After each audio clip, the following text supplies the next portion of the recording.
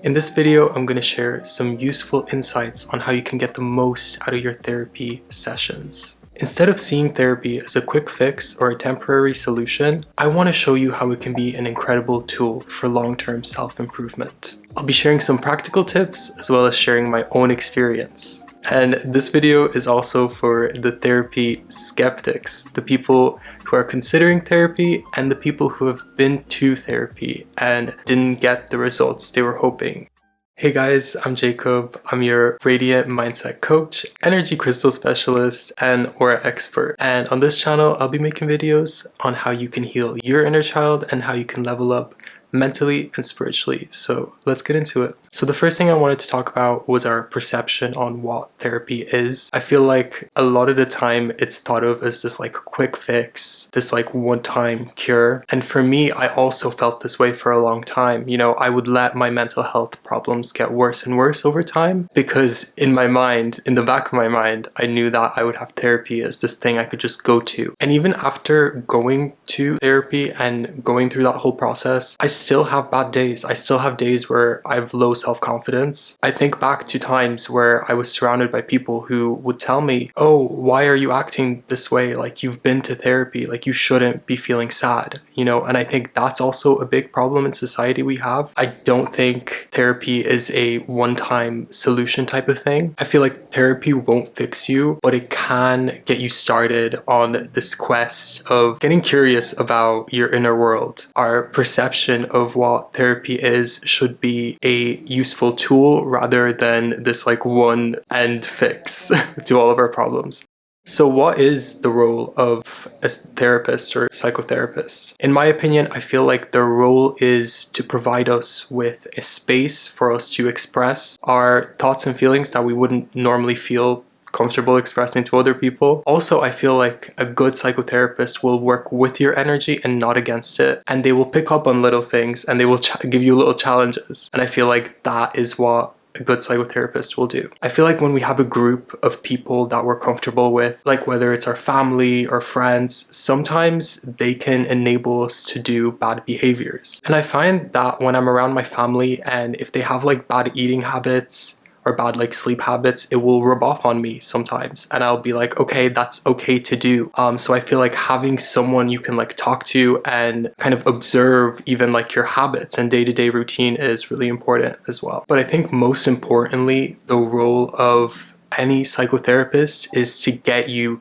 curious about your inner world. So I'm going to be a bit vulnerable with you guys today, and I'm going to actually talk about my own experience with therapy. So I did go to therapy for 6 months. The reason that I started was because I was at a breaking point. My social anxiety had gotten really bad. I was in a toxic relationship and I had bad sleeping habits. So I was like really just like ready to like talk to someone. So yeah, I reached out to a therapist that my friend had been going to at the time, and it changed my life. And being Gen Z, words like therapy and my therapist are like my natural keywords, so I already had an idea of this existing and this being like a thing. And I remember when I first started the sessions, I would come in really anxious. I would sit kind of at the edge of the seat. The way I used those sessions was I would let all of my problems pile up during the week, and then on Fridays I would come in and kind of unload everything onto my therapist. But nevertheless, I showed up every week, and over time I started to listen more. And I think that's my first tip. If you have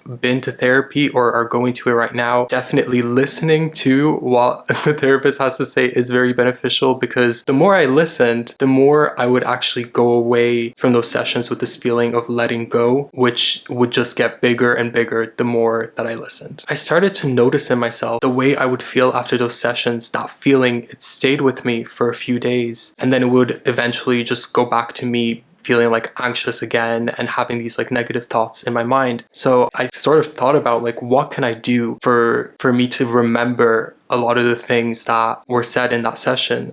So I started taking notes. So that would definitely be my second tip, is to, after every session, definitely write like a small reflection or take notes on what happened. Because really it will allow you to look back on that, and then when you are in that negative mindset, you can read those notes and be like, okay, this is where I was mentally. Like sometimes like what I wrote wouldn't make sense, but I would remember, where I was mentally when I wrote the notes, and it would just bring me back to that like calm and peaceful space. And I truly believe that when I started doing this was the first time that I became conscious of my mind and how my mind was creating these like negative thoughts. Throughout the sessions, I would get, you know, small tips and also like book recommendations, and I took him up on all of them, to be honest. I realized that I actually have a deep interest in human psychology. I started reading books and kind of getting very curious about the subject. One book that I read, and I think this was actually the first quote-unquote self-help book that I read, was Anxiously Attached by Jessica Baum. This is my copy here. I actually have the physical copy. Look at me being like all analog and shit. I have the physical copy. Yeah, this book was amazing, and like I mentioned earlier, when I started therapy, I was in a really like toxic, anxiously attached relationship, which at the time I didn't know that that's what it was called. But through reading this book, I realized a lot of things. No, but for real, like reading that book definitely made me aware of my anxious attachment style and where it came from and how it developed. From that point on, I just got more and more curious on human psychology. All of the lessons that I'd learned from these books, I would start applying, and I feel like that's why I was able to make a lot of changes really quickly. Now, I know not everyone has this immense crazy interest in psychology, so what I will say is you don't have to do what I did. You don't have to read like 20 books. However, self-image psychology, that's where it's at. Honestly, I truly feel that you can improve your mental health by improving your self-image. And of course, I'm going to mention Psycho-Cybernetics by Maxwell Maltz. That is like the Bible of psychology, in my opinion. Like, definitely, even reading like a summary of that book. Like, I remember I saw like a video on YouTube saying like this is like the only psychology book you'll ever need to read. And honestly, I don't disagree. Through reading that book, I started to implement things like affirmations and speaking out loud the kind of person that I wanted to become every day. And it worked. You know, by the end of those 6 months, I would sit comfortably in that chair. I was ready to get started on my goals, you know, and one of them being making YouTube videos. So to wrap up, I feel like therapy will definitely not fix everything at an instant, but it can initiate mindset change. I feel like personal growth requires ongoing effort, self-reflection, and taking notes. And most importantly, therapy is a tool, not a cure. I definitely would have wanted a video like this when I was getting started with therapy. You know, just a little 1-2 on how to like get the most out of your sessions, because it can be life-changing. When it comes to like resources, I will say I did get my therapy sessions through kind of like a training institute, which made it a lot cheaper. So you could see if that's available in your city. Of course, there's like approved clinical therapists, which are crazy expensive. If you have the money, go for it, try it out. There is apps like BetterHelp, which a lot of YouTubers mention.